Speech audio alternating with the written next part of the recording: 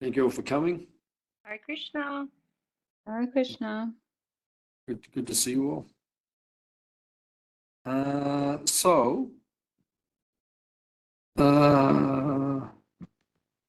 What we'll do is tonight we'll begin with verses 2 and 3 because they're grouped together. Verses 2 and 3 carrying on from the invocation and mantra 1, and they're discussing the perfect relationship between the Lord, living entities, and his creation. So we're going to hear about the continuing theme of how Krishna himself, the living entities, and his creation all come together, how they all interrelate. So does anyone remember anything from the previous verses? I just read it before. Invocation. We only did the I and Invocation of mantra 1. Does anyone remember? The whole, the absolute whole is Sri Krishna, and that all the parts of the absolute whole, such as the material world, is whole, and we as the jivas can also be whole when absorbed in the Krishna consciousness. Yeah, very good. Very good. and also Yeah. there's three things that are whole. Yeah. It's Krishna. Yeah. The phenomenal world. Yeah. And form of life and bhakti. Yeah, very good. So the first verse is discussing the concept of Purna, completeness of the living entity, the material manifestation, and Krishna himself. The second verse is discussing the Ishavasha principle, which means how do we relate to this material energy? In other words, how do we deal with the material energy? We have to understand that everything belongs to Krishna. And how much do we have? I mean, how much do we have? Our share. What's that? Our share. Our share, yeah, or our quota. Yeah, yeah. Quota, yeah, our share. So we only have our quota, and then everything else belongs to Krishna. Krishna just gives us a quota to keep our body and soul together. Now, tonight we'll read verse 2 and verse 3, and we'll hear the continuation of this theme. Say, sorry, that this theme is for 2 and 3. It's basically it's carrying on from the last two verses, the perfect relationship between the Lord, the living entities, and his creation, how it all interrelates. Okay, so tonight, verse 2. Kovanne vehakamani jidvi chatam sammaha evam tvayi nanyate tosti nakama lipyate nare. One may aspire to live for hundreds of years if he continuously goes on working in that way. For that sort of work will not bind him to the law of karma. There is no alternative to this way for man. So here we're hearing about action, how we should act in this world. What is the proper way to act in this world? So Prabhupada in this verse, in his purport, he's going to connect us to some interesting concepts in terms of work or acting in this world. So there'll be some terms which will come up which you may be familiar with, or maybe new to you. So we'll discuss that as we go. So Prabhupada says in the first paragraph, the living entity has to work for his livelihood because that is the law of material nature.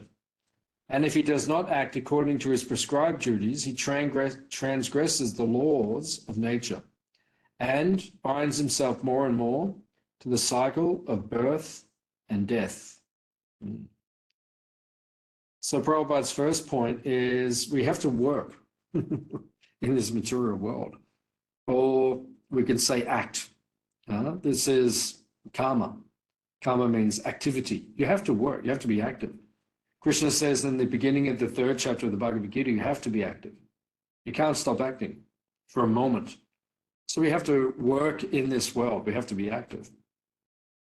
However, Prabhupada says that we need to perform our prescribed duties, otherwise we transgress the laws of nature. Angelina's here. Very good. Were you at Julian Yatra or? No. Okay. Oh, you're at your dance class. Okay. Good. So we have to act according to prescribed duties, otherwise we transgress the laws of nature. So prescribed duties means there has to be regulation in activity.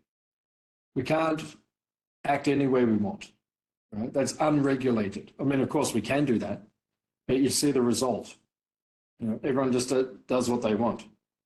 There are many songs like this in the 1970s. Do what you want to do, be what you want to be. Yeah, right? That's just one that comes to mind. You've heard that one, yeah. Yeah. Be what you want to be, and I don't like what I see. Yeah. Yeah. Yeah. Yeah. So we have all these different songs which came out, especially in the 1970s. Many of them have deep meanings, actually. You can do whatever you want to do, and you can be whatever you want to be, but you have to live with the consequences of that, right? Whereas in the Vedic system, human beings are meant to be regulated. In other words, there's prescribed activity. You get it, Prabhupada explains, it's like you get a license. When you get a car, they give you a license. You can't just drive any way you want. Which side of the road you do? On the right, opposite to us? Yeah, opposite, yeah. So you can't just come to Australia and say, well, in my country, we do like this, I'll do whatever I want. Hey, you can do that. But, someone will chase you eventually. Sooner or later, someone will try to catch you. Yeah. Yeah, if they don't get you, there'll be a citizen's arrest. I've seen someone in Geelong coming the wrong way near Spotlight. No one arrested them, but Just be very wary. There's a lot of Chinese around at the moment. Yeah. Today. Yeah, be very careful in this area because people can do that. So when you're given a car, you're given a license. You can't just drive the car any way you want. I mean, you can do that if you want to do that, but there will be limitations placed on you at some point in time. So in the Vedic system, it says that when you become a human being, there are regulations. In other words, you have to act within parameters. Why? Because that will lead to liberation. If you control what you do in this body, in this life, that will lead to a life where there is complete freedom. Krishna speaks in the second chapter of the Bhagavad Gita, he speaks about the principles of freedom, right? And this is God himself speaking to us. He says, if you follow certain principles, it will lead you to freedom. Isn't that the regulative principles? Yeah. Weren't they originally called the regulative principles of freedom? Yeah.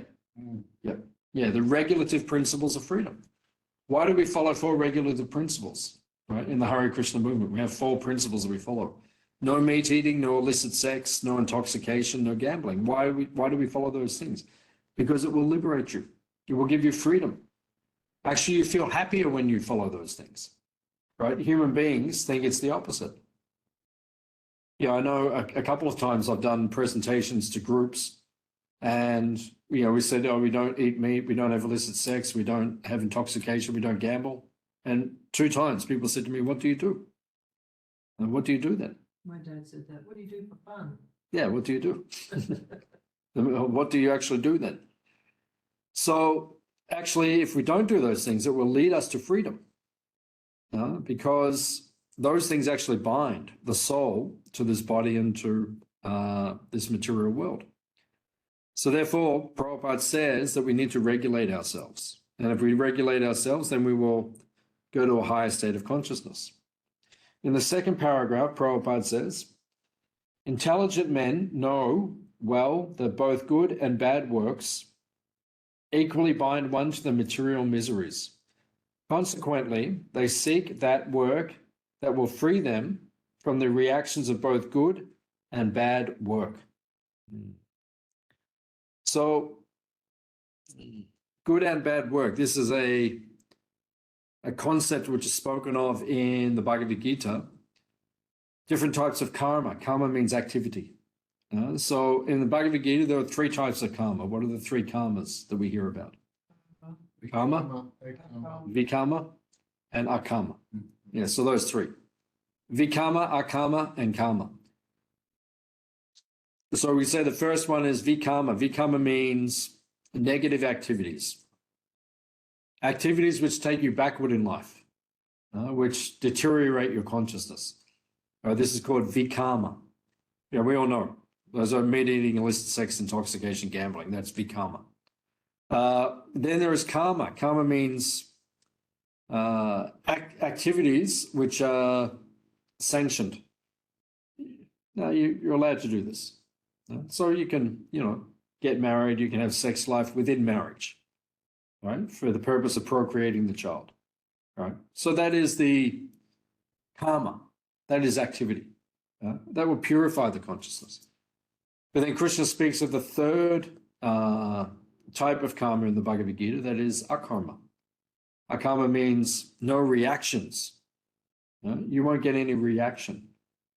That's the type of activity we want to perform. We're doing activity, but there's no karma coming back to us to bind us in the material world. Krishna speaks about this in the Bhagavad Gita. He says karma bandhana. It's interesting how you hear people describe karma as an accrued reaction that, like say, I'm working off my karma or something. Yeah. So that's from previous, what we're talking about now seems like it's in a present tense sort of thing. Like work, you can either work now and that's karma, but also I've heard karma described as a reaction. Yeah. Yeah, so we do use the word in both contexts, action and reaction. Yeah. Because your actions are creating the reactions in the future. And your reactions are coming upon you now in this life. So yeah, we can use them in both contexts. But we're interested in akarma, because that makes you escape from karma bandhana. Karma bandhana means bondage of action. Actions bind you to this world. If you do materialistic actions, you get bound to this world. If you do spiritual activity, you get liberated from this world. So that's akarma. Akarma means bhakti yoga or devotional service. That's our understanding.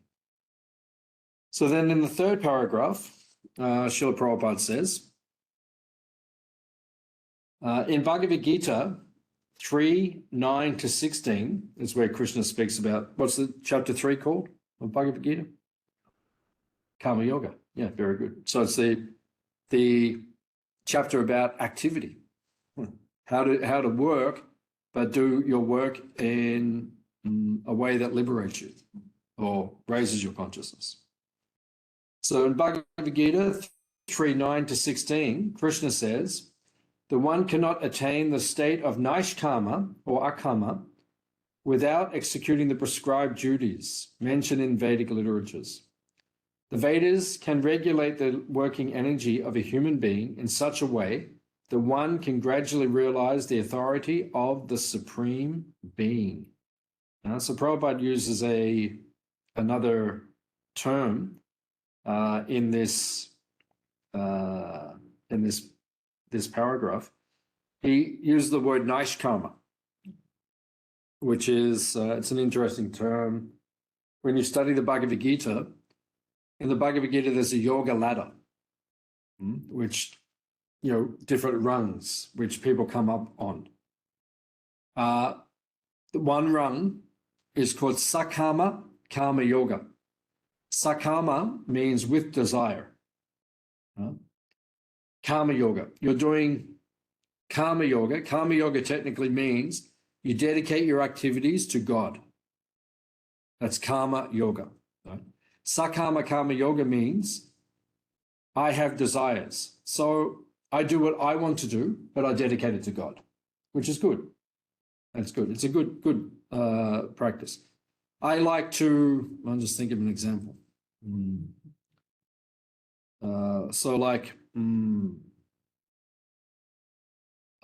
I like to say build things for Krishna. I like to build things. This is just an example. I like to work in that way, but I'll do that for Krishna. So that's sakama, my desire, but I'll do it for Krishna. Nishkama or Naishkama Karma Yoga is a rung higher. Naishkama means without desire.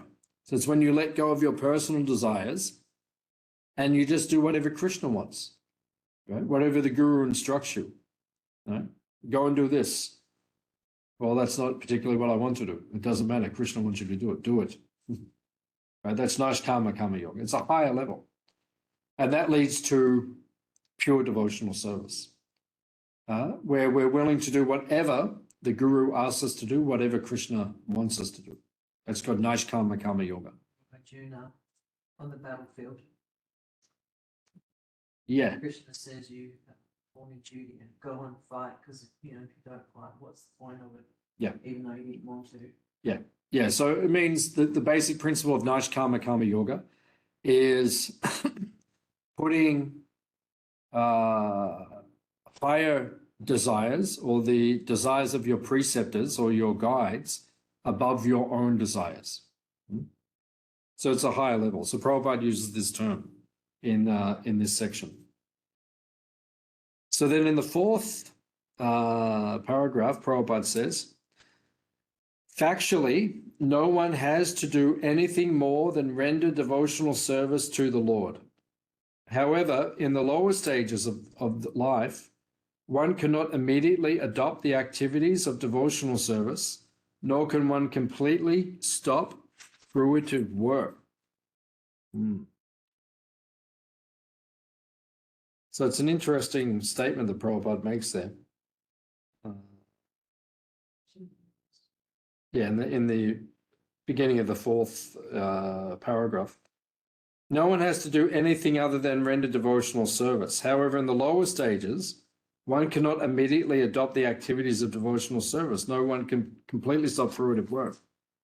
So basically what Krishna is pointing out in the Bhagavad Gita, you see this in chapter 12. Krishna says, if you can't do this, do this. If you can't do that, do that. If you can't do that, do that. He kind of like lowers the bar because he knows we can't all surrender. Right? You can't all fully give. And at the end, Krishna basically says, if you can't do anything else, just be altruistic. It means just go and do something for people. Go and open a hospital or, work on a hospital or, do something selfless. I used to always say, when we used to do book distribution, we used to distribute Prabhupada's books on the streets. So many, because we'd always have a lead question. We'd always say to people that walk down the street, say, excuse me, are you from Melbourne or out of town? It's a qualifying question because they've got to say. So if they say I'm from Melbourne, you say, oh, great, you get one of these. If they say I'm from out of town, you say, great, you get one of these. So either way, there's a way. So it struck me over the years how many nurses would stop. You say, excuse me, immediately they would stop. They say, oh, do you need something? Because they're altruistic. They're thinking outside of themselves. It's not devotional service. It's not service to Krishna per se, but it creates a favorable environment for you to render service to Krishna. Right? It's a good stepping stone. It's a good place. So Krishna says in the Bhagavad Gita, if you can't do anything else, just be a nurse. Right? He doesn't actually say that, but he says, if you can't do anything else, at least do something for other people, because that will help you begin to elevate your consciousness. Right? And then he says, okay, if you can't do that, then do fruitive work. If you can't do that, study. If you can't do that, offer things to me. If you can't, and then he goes higher. And at the very topmost thing, he says, just give everything to me. So these are the different platforms which Krishna speaks about. When we go to the fifth paragraph, Prabhupada says, Bhagavad Gita 240 states that God-centered activities are so valuable that just a few of them can save a person from the greatest danger. So Prabhupada quotes the Bhagavad Gita 240. Nehabik Rama Nashosti Prachavayo na Vichate Swabhamapyasya Dhamasya Trayate Mahato Bayat. Mahabaya. And there's a famous shloka. And Prabhupada's purport is famous.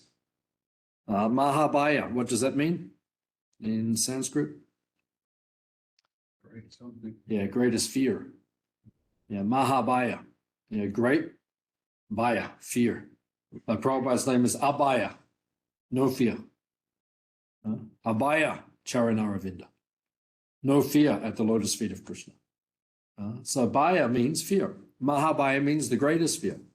So what is the greatest fear that we're taught in the Bhagavad Gita? Go down to animal species. Yeah, to lose the human form of life, right? That's, be careful. You don't want to do that.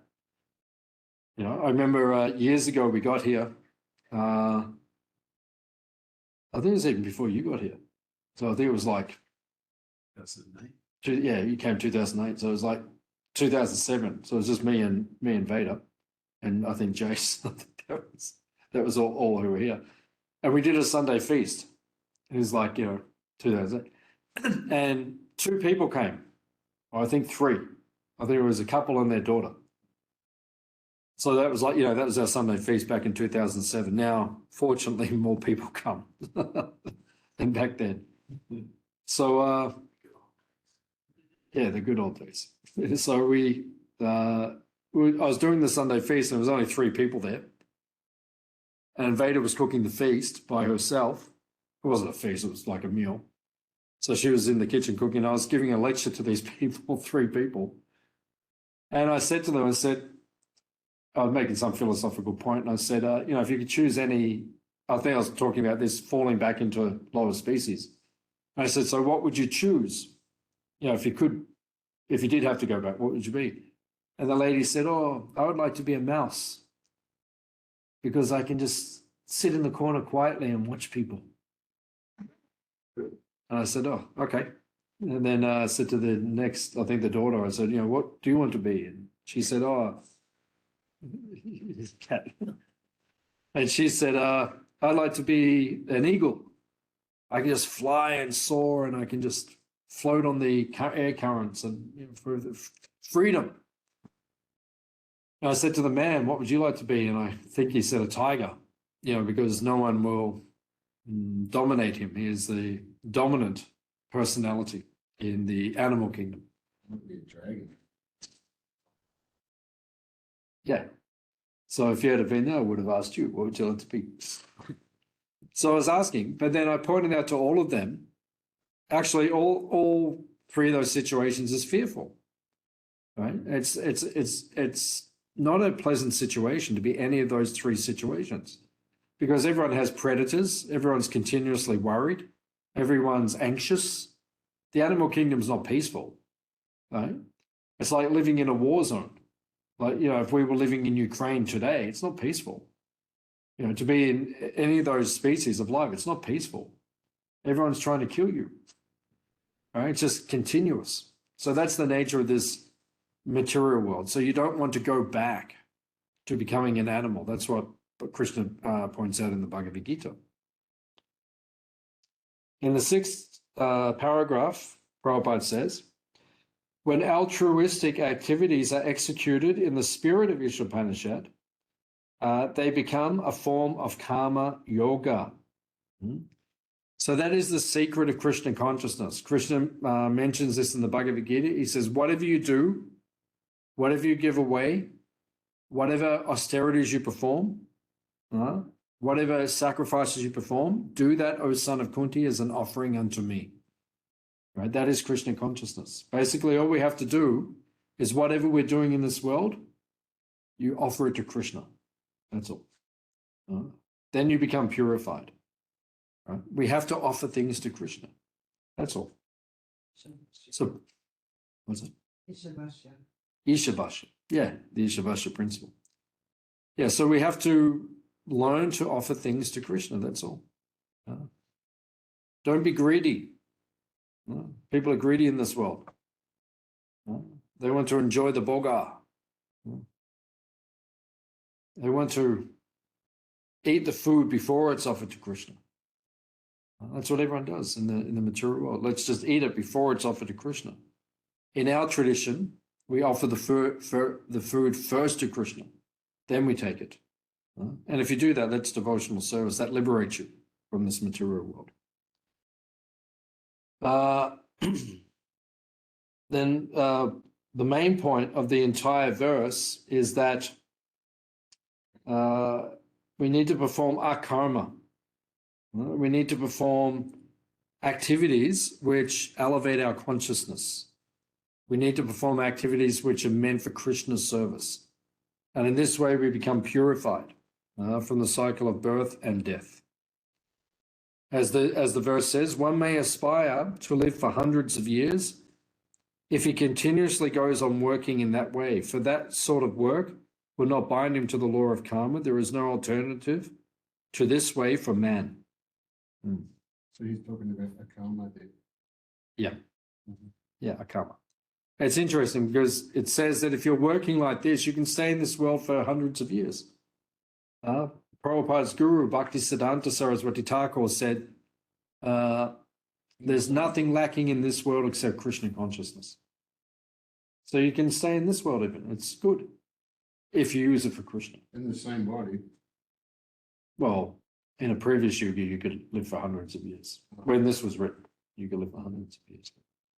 Now it would be more challenging to live for hundreds of years. Previously, people lived, but now it's more difficult. Yeah, Prabhupada said there was some yogis. He went to the Kumbh Mela. Was it 77 he went? Or 76? Or Prabhupada went to the Kumbh Mela. He said there's yogis there that are 400 years old. Yeah, some of the yogis. Prabhupada said they are 400 years old. Okay, so mantra 3. Asurya namate loka andena tamasa vritaha tamste petya bigachanti yeke chatmna anojanaha. The killer of the soul, whoever he may be, must enter into the planets known as the worlds of the faithless, full of darkness and ignorance. So this is quite a famous verse, actually, quite well known. Prabhupada opens the first paragraph. He says, a human life is distinguished from animal life due to its heavy responsibilities. Those who are cognizant of these responsibilities and who work in that spirit are called suras. Suras, godly persons, always aim at the lotus feet of Krishna and act accordingly. Their ways are as illuminated as the path of the sun. So the Bhagavad Gita, the Isopanisad, they're teaching us that the human form of life is a heavy responsibility. We were explaining this yesterday in the class to the devotees. The word guru means heavy. Lakhu means light. Light. Guru means heavy. It says if you drink milk, it is lakhu, light. It says if you eat rice, it is lakhu, right, light. But if you mix rice and milk together, that is called sweet rice, kheer, and said that is guru, that is heavy. Milk is easy to digest. Rice is easy to digest, but sweet rice, that takes work. That is work. And we've all done it. We've all had plenty of sweet rice. I remember one time I was in Jagannath Puri in India, one of our holy places, and we had a program at a life member's house. Radha Charan Prabhu organized it. There was a lot of devotees, at least 40 devotees, maybe more. And we walked down the beach they did a Harinam down the beach, about a kilometre from where we're staying to the life member's house. And I still had rounds to chant, so I was chanting my japa. I came late behind the devotees. They were a few hundred meters in front of me. So they got to the house, and the life member was there, and he had huge pots, clay pots, about this big, of sweet rice from the Sringadev temple. And he took us out the back of his house, and he had a small Goshala, beautiful cows, like godly cows. These cows were beautiful. And all the milk from his cows goes to the Nrsimha temple. And he had the Mahaprasad, sweet rice, a big pots like this, clay pots. And this sweet rice was like nectar. It was, honestly, it was heavenly. It was like Amrita. So the devotees came, and he wouldn't let, this is before the program started, we're going to do kirtan and class, and there was a feast afterwards. He wouldn't let anyone into the house until they had some sweet rice. So everyone had a cup, and then he let them in, and then I was the last one to get there because I was chanting my japa and everyone else was in. Last devotee's just going in. He turns around and he said, make sure Keshava finishes it. So I walk up and I'm like, what's going on? He goes, and so he's very enthusiastic. So he made me have 5 cups. So like probably about big as my hand, like that, a cup.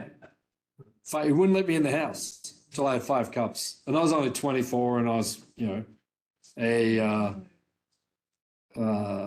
I've got like a voracious appetite. Even now, I eat a lot. But back then, and I just 5 cups before I got in the house, and then before we did the program, and then we had a big feast afterwards. And I woke up the next day and I felt fine. I felt fine because this was like transcendental prasad, but sweet rice is heavy.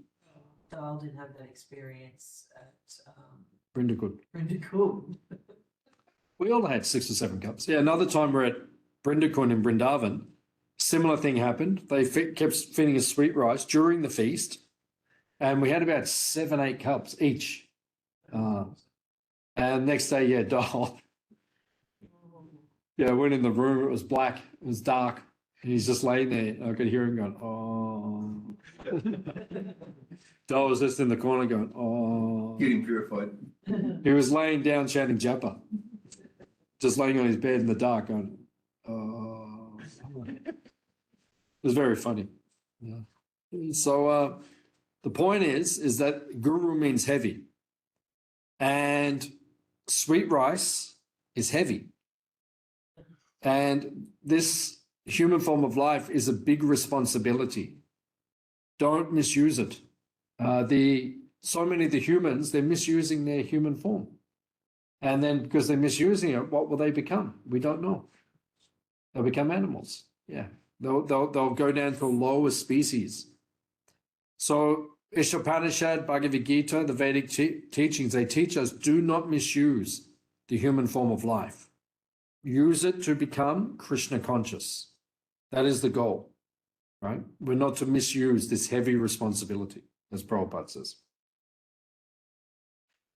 In the second paragraph, it says, if with all these facilities, a person does not fully utilize his life for self-realization, he must be considered Atmaha, or killer of the soul.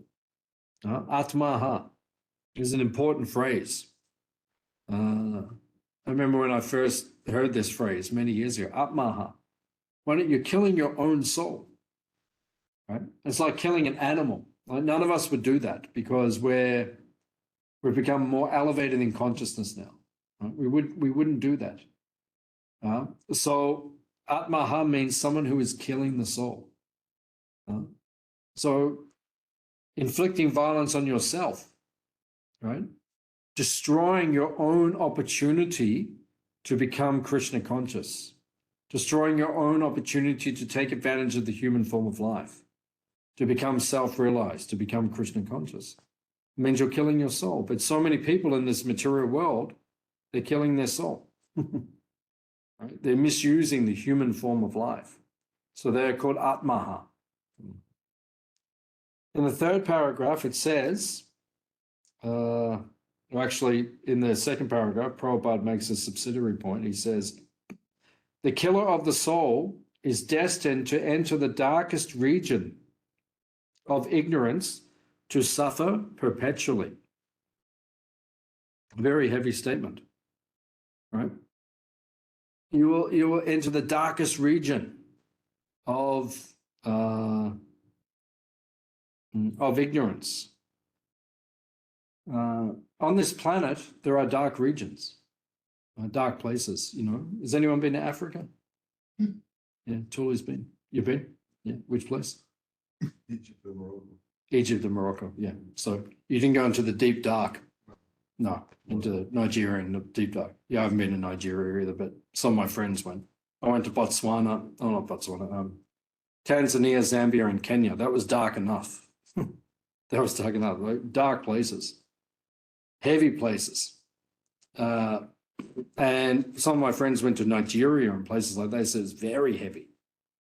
On this earth, there are dark places. You know, maybe some of you have seen it. You've been to places which are dark, you know, where the people are dark. Yeah, you guys have been, you know, Gizzy and. No, LA. Oh, LA, yeah. Downtown LA, man. Just like hell. Yeah, Literally like hell. yeah. And now it's gone to another level since you were there. Probably. Yeah. No, it has. I mean, yeah, when you look at it, it's bad. It's bad. Now it's, Oh, when I was there. yeah. Yeah, so we've been there. Like, I've seen it. I've seen the desperation in the people's eyes. You know, I was walking down the street in, I think it was Harare, I think in Tanzania. Walking down the street, Zambia, I think it was. And, you know, broad daylight, thousands of people, street is packed, as it normally is there. And, you know, a man was in front of me, this far in front, and he turned around on the spot, and I felt his hands go all over me, you know, looking for something to steal. And then, you know, I said, you know, and then he went like that. And I saw the desperation in his eyes, and it was like, you know, if he had a knife or something, he might have just gone boom, right on the spot, and he ran off into the crowd. You know, it was dangerous, you know. So these places exist on this planet. And this isn't even the worst of it. There are planets beyond this planet where the suffering is more intense. So you can go there. The Vedas are saying, if you don't use your human form properly, you can go to these places. You can be born in these places and you will suffer. You know, where the suffering is just continuous and very severe. So you mean the darkest region says an animal one? Yeah. You could take it that way as well. Yeah, you could take it that way. Any of these situations are bad. Mm-hmm. Yeah, to be born in Africa in certain situation conditions would be horrible. To be born in an animal species would be horrible. Or to go to one of those hellish regions, one of those, that would be horrible. So yeah, all of that is the darkest type of ignorance. So this is what Prabhupada is pointing out. This is what the Vedas are pointing out. Do not misuse your human form of life. I mean, none of you are doing that anyway, but we're just being warned.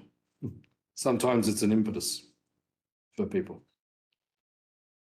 In paragraph 3, Prabhupada says, the human being is given all facilities for a comfortable life by the laws of nature, because the human being has higher duties to perform than animals, who are always engaged in simply feeding their hungry stomachs.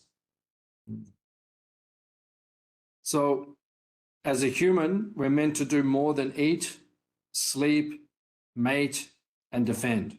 Right? There's more to it. The humans are spoken of in this material society as being dvipada pashu. Dvipada pashu means two-legged animals, right? We should not act like the animals, just eating, sleeping, mating, defending. We're meant to do more as human beings. So we're meant to understand higher principles. So that's what we're doing now. We're using our time to study Isopanisad, to study the Vedas, the Bhagavad Gita, and to elevate our consciousness to a higher level. because the animals cannot do that. You know, just outside there, we have Bronte. She can't understand what we're talking about, right? And more or less, what does she think about all day? You know, what can I eat? Right? You see, you know, whenever something deep fried comes out of the kitchen or something sweet comes out of the kitchen, she jumps up.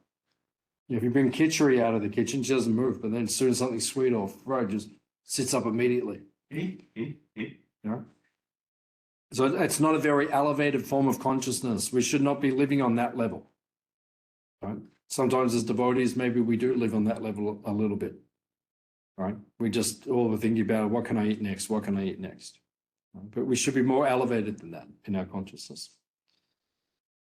Paragraph 4, Prabhupada says, if a man fails to discharge his duties as a human being, he is forced to transmigrate to the Asura planets and take birth in degraded species of life to work hard in ignorance and darkness. So we're meant to be Surya, Suras. Sura means godly, yeah, demigods. We should act like demigods. What do demigods do? They obey Krishna. They obey, they're enjoyers, actually. They have strong enjoying spirit. Very hard not to in the facility they live in. It's so pleasant, so nice. It's hard not to be, but they all obey Krishna's teachings. They only eat prasadam and they do yajnas in the morning and they do service to Krishna. They run the universe on his behalf. So if you don't follow Krishna's teachings, you will become an asura. Asura means you will go to a lower state of consciousness. Demonic. Yeah, you go to a demonic place. The asuras actually, they live in opulent places as well, but they don't follow Krishna's rules and they just use everything for sense gratification, which, you know, you can do, but that will burn up after some time and then you'll be back in the cycle of karma once again. So it's not recommended that we act like that.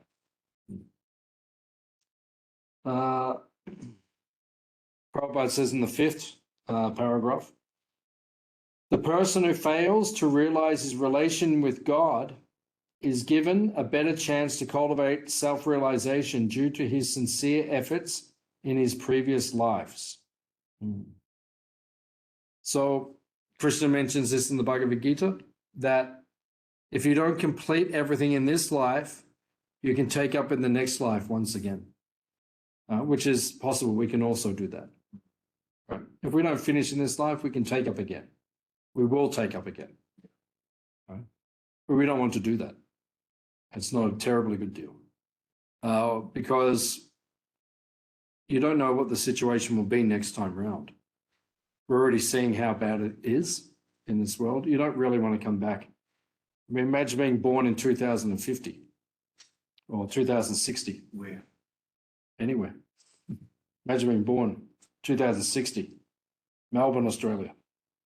Right? It wouldn't be great, you know, compared to going back to the spiritual world at the end of this life. Prabhupada's guru, Bhaktisiddhanta Saraswati Thakur, he said, I expect all of my disciples to go back to Godhead in this lifetime. Right? And Prabhupada actually said that too. Prabhupada said, if you follow the 4 regulative principles and chant 16 rounds a day, you will go back to Godhead at the end of this life. And that's quite a high standard in Kali Yuga. So if people can do that, then Prabhupada said he can take us back to the spiritual world. In the 6th paragraph, Prabhupada says, as human beings, we are not meant for simply solving economic problems on a tottering platform, but for solving all the problems of the material life into which we have been placed by the laws of nature. Prabhupada writes it very beautifully there. We're not meant to simply solve economic platform problems on a tottering platform. Tottering means like this, right? Yeah, always moving. Or Govinda Das, the great poet, he says in his Vajan Bajahu Re Mana, Sri Nanda Nandana, Abhaya Charanara Vinda Re. There's a beautiful bhajan that he wrote. He said, life is like a drop of water on a lotus petal. Right? Sometimes you see on the lotuses or on any of the plants, you see there's like one drop of water just on the end of the leaf. That can drop at any time. Right? Anytime that will go. So our life is like that. It can finish at any time. So we shouldn't waste time because at any time it can finish. So you want to be absorbed in devotion. So as Prabhupada says, you don't want to spend your time trying to solve economic problems. If that's your life, I'm just trying to solve economic problems, then, that's not what life is for. And then you listen to the radio. I was listening to the radio a bit today. Why? Why? Yeah, why? Because sometimes, once a week, like when I'm driving back from Melbourne, then I turn just to see where everything's up to. Yeah. Something. Checking in. Yeah, checking in like that. Just keeping tabs on, where it's all at. Right. And a lot of the time, that's what they talk about, solving economic problems in a tottering world. How can you really solve the problems? Like a lot of what they're talking about at the moment is just the cost of living. I was just saying to Atuya the last couple of days, I got my, what do you call that? Car registration, was it? 1,000. Insurance. Oh, it was insurance, was it? Insurance. Yeah. I mean, the rego is a different thing. Insurance, $1,000. Just came. And I thought to myself, it wasn't that much last time. I think last time it was 700 or something. And like 1,000, it just came out. And then you hear on the radio, everyone's ringing and saying, oh, we can't afford to live. And it's becoming more and more difficult, which is true all over the world. It's becoming like that. So we don't want to put all of our energy into just trying to solve economic problems. Right? You want to actually do something about this human form of life. Right? And actually go to the place where there are no insurances and where there are no registration fees. There's nothing to register because it all belongs to Krishna. You just, if you're in the spiritual world and someone says, "Who is this registered?" You say, "Yeah, it belongs to Krishna." And you say, "Is this insured?" You say, "Yes, it's insured by Krishna." Right? So it's a lot more simple up there. Yeah. So the cost of living is becoming a real problem. I'm trying to solve it. Yeah. Don't spend all your energy trying to solve it. So Prabhupada's conclusion of this particular verse is, my notes are, a human life is distinguished from animal life due to its heavy responsibilities. Those who are cognizant of these responsibilities and who work in that spirit are called suras, godly persons. Suras always aim at the lotus feet of Krishna and act accordingly. Their ways are as illuminated as the path of the sun. So Prabhupada says, this is the goal of life. The goal of life is to live in such a way that we become more and more enlightened.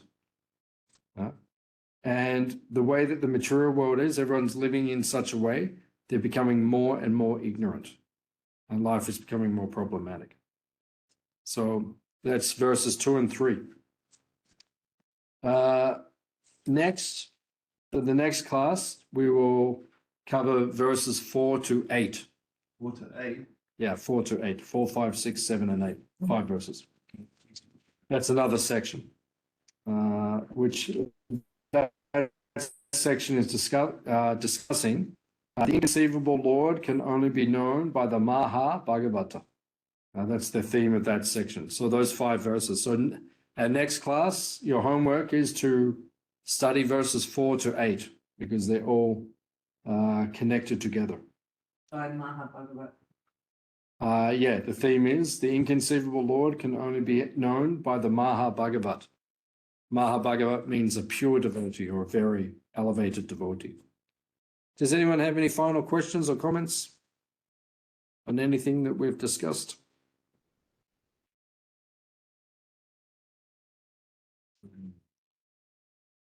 Okay. Right. Thank you all for coming.